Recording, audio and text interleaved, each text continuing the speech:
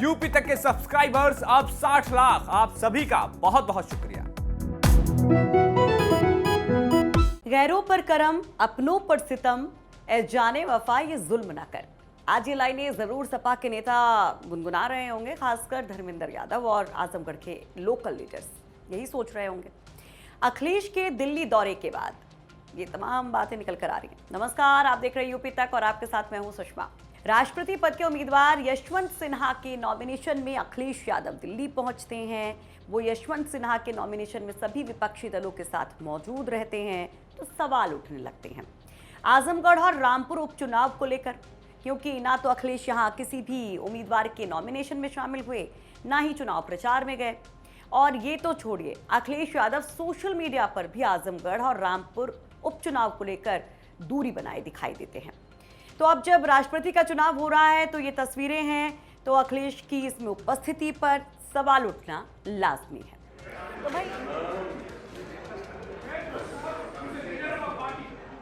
तो भाई लखनऊ से आजमगढ़ की दूरी होती है करीब 261 किलोमीटर।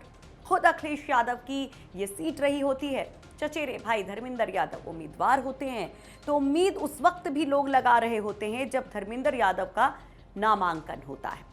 चलिए, उस वक्त बजट सत्र की व्यस्तता होती है तो लोग मान लेते हैं कि कोई बात नहीं, अभी तो चुनाव पूरा बाकी है। लेकिन दिन गुजरते जाते हैं प्रचार के, अखिलेश यादव 261 किलोमीटर की दूरी तय नहीं कर पाते, ना सड़क के जरिए ना सोशल मीडिया के जरिए।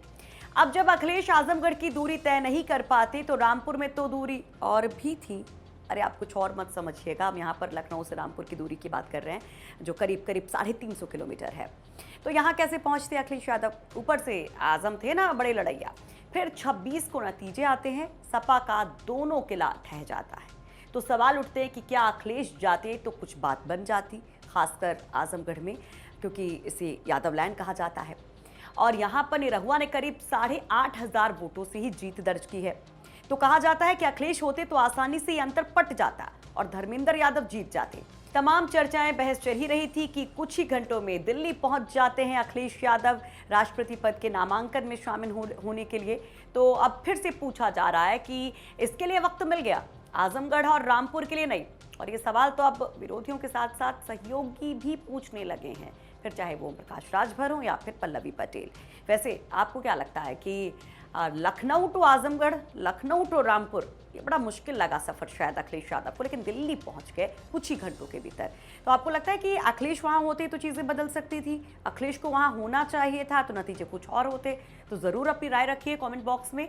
तमाम पॉलिटिकल खबरों के लिए यूपी तक देखते जाइए, यूपी तक.in पर इन खबरों को तफसील से पढ़ते जाइए।